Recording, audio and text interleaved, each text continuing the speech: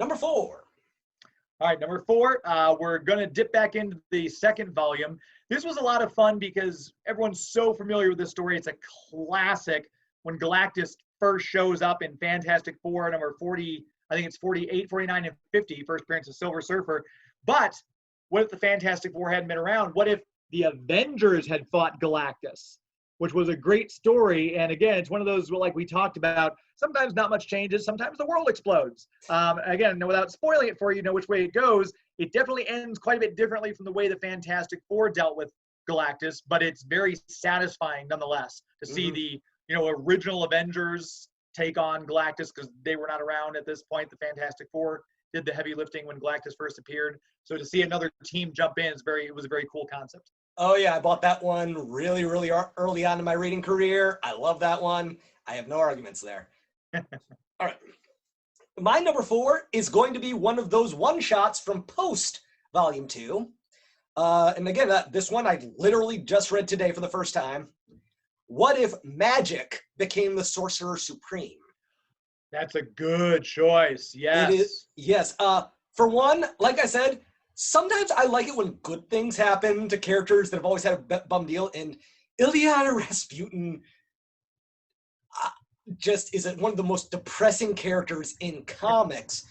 She gets stolen away as a 8 or 10-year-old girl to limbo, spends her formative years there, getting pulled out of limbo at the age of 16, has her soul ripped out at times, dies, comes back. It's just so sad, but it's just so good to see something good happen to her. Yeah. But it's also hilarious because you get to see Doctor Strange as a dad. You get to see him, and he is just that kind of dad. He's making jokes. He's bantering with Wong. He's bantering with Illyana. There's a scene towards the tail end where she's hurt and dying and about to ready to explode with magical energy, and he's just basically telling her, "You just need to let it all out, or I am grounding you, and no more late night kitchen privileges, young lady." And I just was laughing, and it's well drawn, it's well written. It is just an entirely well done issue. I'd say that one would probably actually go on my honorable mention list if I had to pick from a couple of remaining ones out there. Yeah, that was a really good one. Plus, it's not that far off. I don't remember what volume of X-Men it is, but there was an entire arc where she was going back in time to train with Doctor Strange in how to use her magic. I want to say that was post Avengers versus X-Men, but I can't think of what volume of X-Men it was. There have been so many for the last couple of years. After AVX, a lot of the mutant titles got a little murky as to, okay, which one is this one again? Which volume of this? Yeah, so it was, I can't recall either. So I think it was in Bendis's run, but I don't know. Sounds like a Bendis thing. Yep. All right, number 3. Number 3 on my list. So this was my very first What If comic ever, and kind of introduced me to the whole concept of What If, because I just love the cover on it. So I picked it up off the shelf when I was buying my comic books back in the day. It's still a very, very good cover, and it's still a great story. What if the alien costume had possessed Spider-Man? It's just brilliant cover because the Hulk and Thor, Mr. Fantastic, have all the people on there. And it really shows you if Peter had just let the symbiote take him, rather than going to Mr. Fantastic and having him figure out how to get it off him, what could have happened. And the symbiote, again, I don't want to spoil things, but it's very good. And again, kind of dark at times, but that's easily my number 3 choice because it's such a good story and it holds up so well. I'm in the same boat as you. It's not on my list. It's in my honorable mentions, but I bought that off the shelf as a youngin because of the cover. And yeah, it holds up to this very day. And without spoiling, the symbiote does jump to another character halfway through, and it is one of the most terrifying versions of that character I've ever read. I agree. But now we've seen that now because they have all the Funko Pops of all the Venomized characters. I'm like, oh, they got that from that issue. Nice. All right. My number 3 is from 1989, number 10, What If the Punisher's family had not been killed? This one I wasn't sure about going into because with that premise, I didn't know how they were going to sustain the whole actual issue on. But basically, it's his family doesn't get killed in the park by those mobsters. So he's pretty well adjusted. He becomes a cop, and it's about Frank Castle, the cop, dealing with police corruption. And something bad happens, but it's due to him trying to expose all the dirty cops, the dirty judges. And honestly, I think the Punisher works better this way, because it's a lot easier to get behind the Punisher going after all of these corrupt individuals in the system. Yeah. Albeit, his methods still, you can make the argument they're bad, than just going after the mob and the quote-unquote real criminals. But yeah, it's like, you can get behind. Yeah, I don't think anyone in this day and age is going to be is going to say, no, we don't want people going after these dirty cops. Yeah. But yeah, it's one of the better versions of the Punisher out there that I've read. Aside from when he was an Avenging Angel or the Frankenstein monster. Right, exactly. Depending on which way you get. Yeah, that was a great story, because I remember the cover. I'm like, well, this should be a short read, because what was he do? But I was very surprised with the nuance it took, and it kind of leads into his whole military training. I'm going to become a cop, and kind of goes from there. But yeah, it was a well thought out plot, I will say. Mm-hmm. All right, final stretch, number 2. Number 2, so this one, I almost feel like I'm cheating, because some of these are just, I think most people would have these on their list, at least I would hope I would. And there's a brother story to this one in the second volume of What If. I think it might even be issue 50 with a nice glossy cover on it. But in the first volume, this asks the question, what if Wolverine had killed the Hulk? From issue 31, I believe? Yeah, 31. It's obviously... We know how things ended in Hulk 181 and 182, but this takes it further, and Logan ends up killing him. He still ends up joining the X-Men, but that kind of even takes a different turn later on as well. And again, I don't want to spoil any of these things, but it kind of really leans into Wolverine's kind of savage nature, and how certain things are also different without the Hulk being present for certain events that he was key too. So it looks at aspects very well from both character standpoints, but it really gets into Wolverine's savage, untamable nature. Mm-hmm. All right. My number 2, I'm actually stealing one from your list. Number 41 of Volume 2, What If the Avengers Had Fought Galactus? Like I said, this was one of the first issues I ever bought from What If.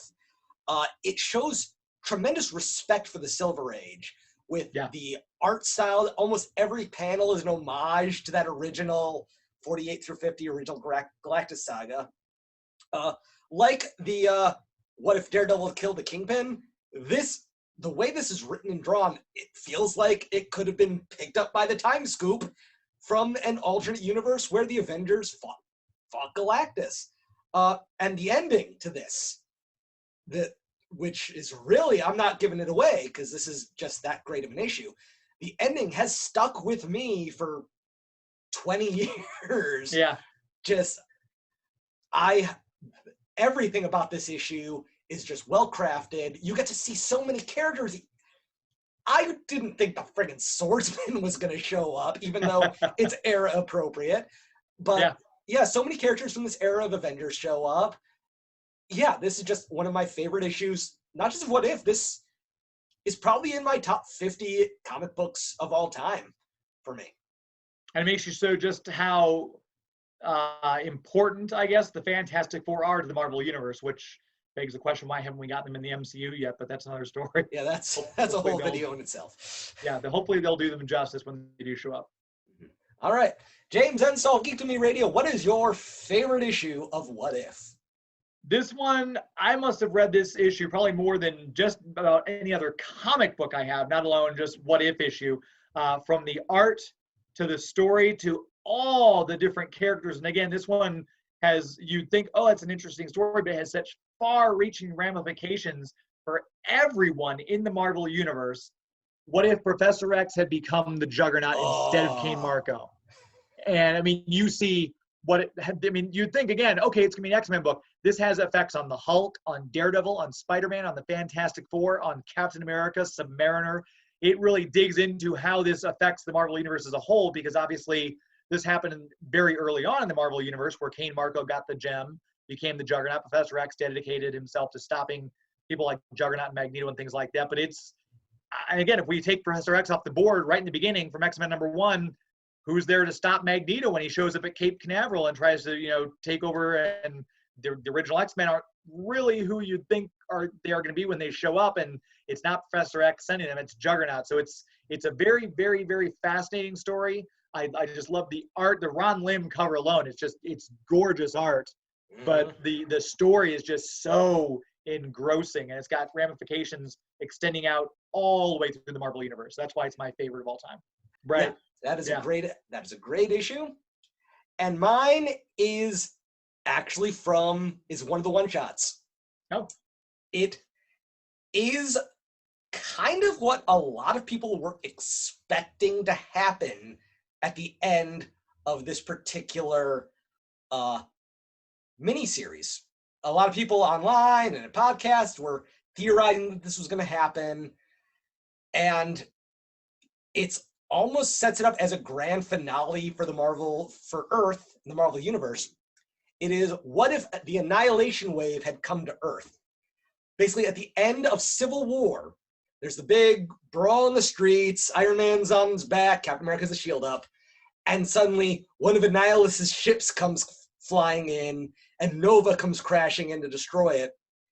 And Nova has to get everyone to stop basically acting like whiny bitches, fighting over their secret identities, and help him save the universe.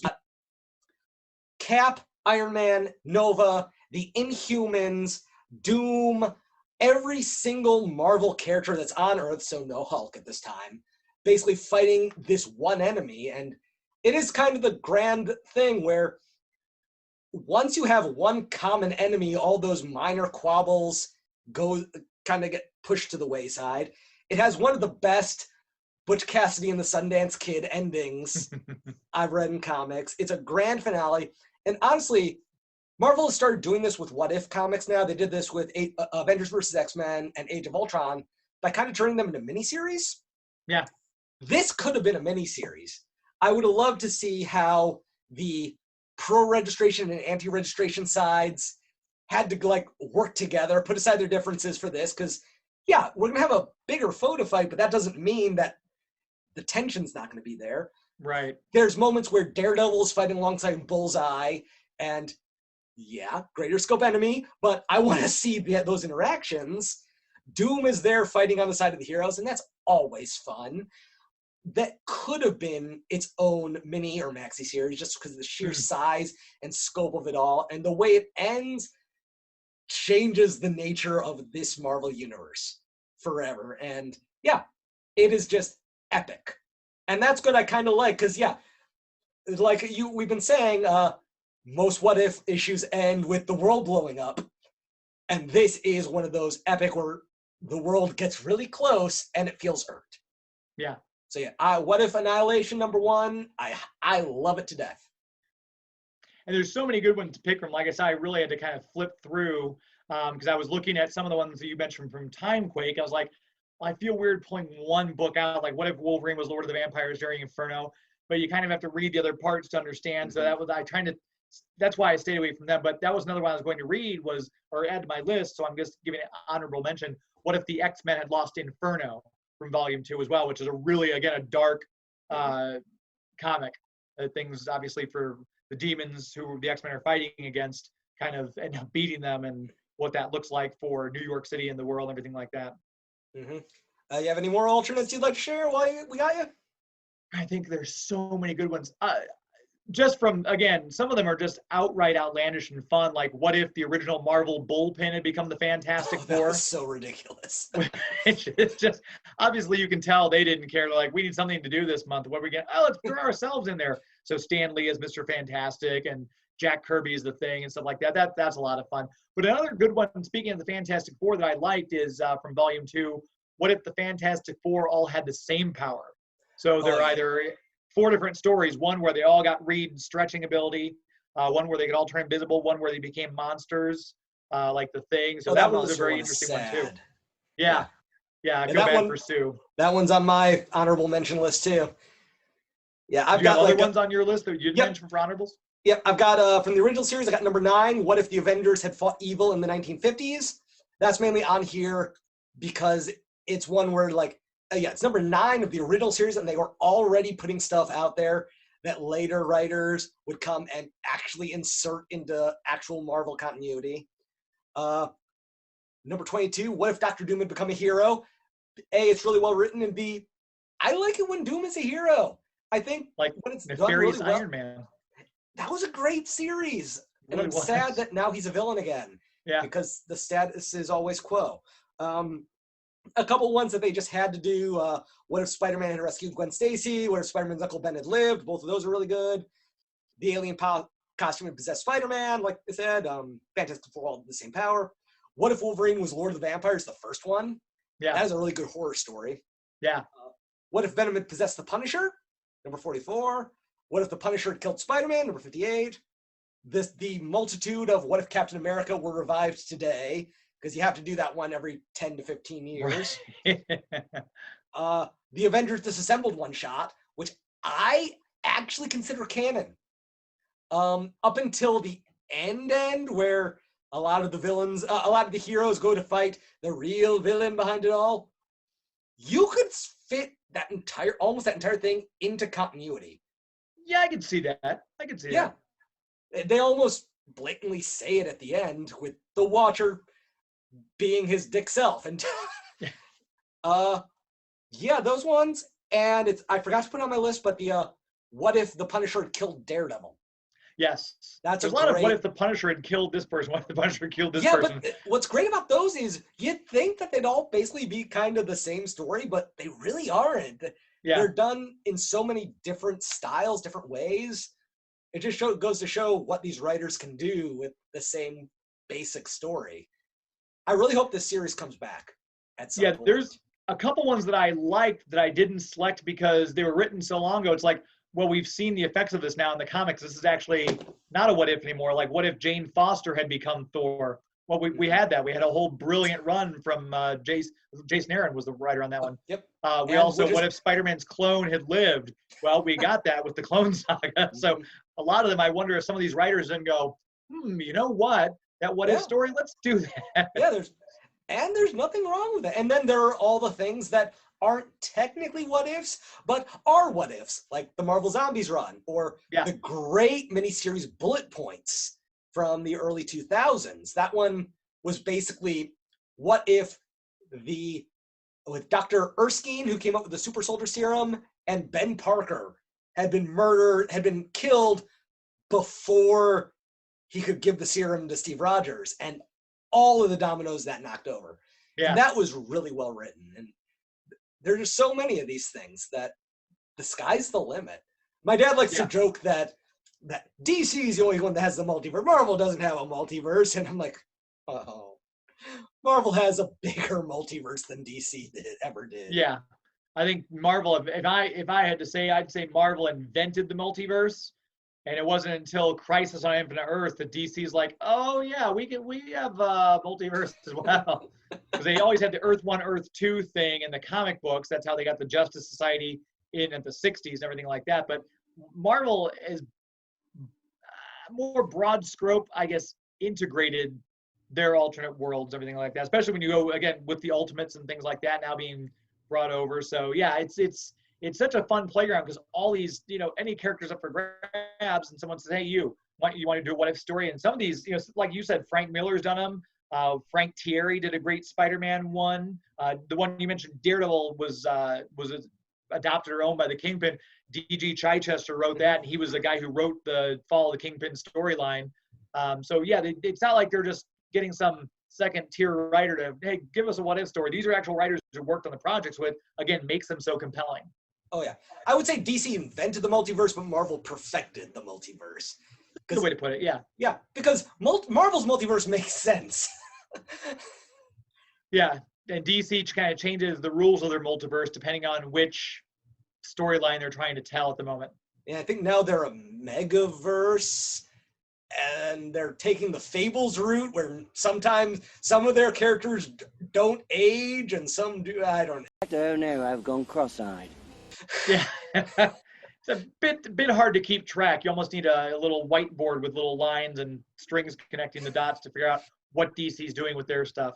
Which is sad because I love DC Comics. I've always been a DC Comics guy overall, but this it's hard to follow some other stuff. Isn't that also part of the fun? Fun of Yeah. being a comics reader is having this grand multiverse, mechaverse, and just figuring out how it all fits together, even if it doesn't. Yeah. Or making excuses. Well, this happened because of this, and trying your best to reconcile it in your own mind. And You can read the story. That's probably created a legion of writers that were just like, so I wonder why this happened. Well, maybe if this actually happened behind the scenes, ooh, that's a good story idea. And just change the names. I mean, it's all inspiration. Yeah, quite possibly. Yeah. That's a good point. Yeah. All right. I don't want to keep you any longer than I have to. So thank you, James, for foolishly coming back onto this little section of the internet. Would you like to tell the 4 to 7 people that wind up watching this video where they can find you? Sure, yeah. You can follow me on Twitter and Instagram at GeekToMeRadio. It's Facebook.com/GeekToMeRadio. We have a live radio show for those of you in the St. Louis area on the Big 550 KTRS every Sunday night at 9 o'clock Central.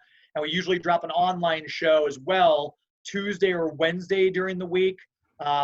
This coming Sunday, depending on when you're going to be airing this, we're actually going to be, I borrowed a page from David's idea, and we're going to be doing a What If show as well. But we've got our 250th show coming up at the end of this month. We're going to have interviews from George Newbern and Marie Canales-Barrera. We're going to have Barbara Freelander, the first female editor of DC Comics. And we're going to talk to D.G. Chichester and some of those other writers and artists I mentioned about kind of their experience writing for comic books and things like that. Nice. Well, James, I hope you come back on this someday. Let me know anytime. Thanks for having me. Cool. Well, I hope you've all enjoyed this little detour into the world of comics. Next time, I'm going to go back to the world of film while also staying in the world of comics. Because, you see, I have been promising you fine people Batman for so long. I think you've earned Batman. So, until next time, please join the Facebook page, follow me on Instagram and Twitter and TikTok, send me an email on what you think of this list, what you'd like me to do in the future. I'm open to anything within reason. And until next time, I am David DeRose, and I am a cinephile.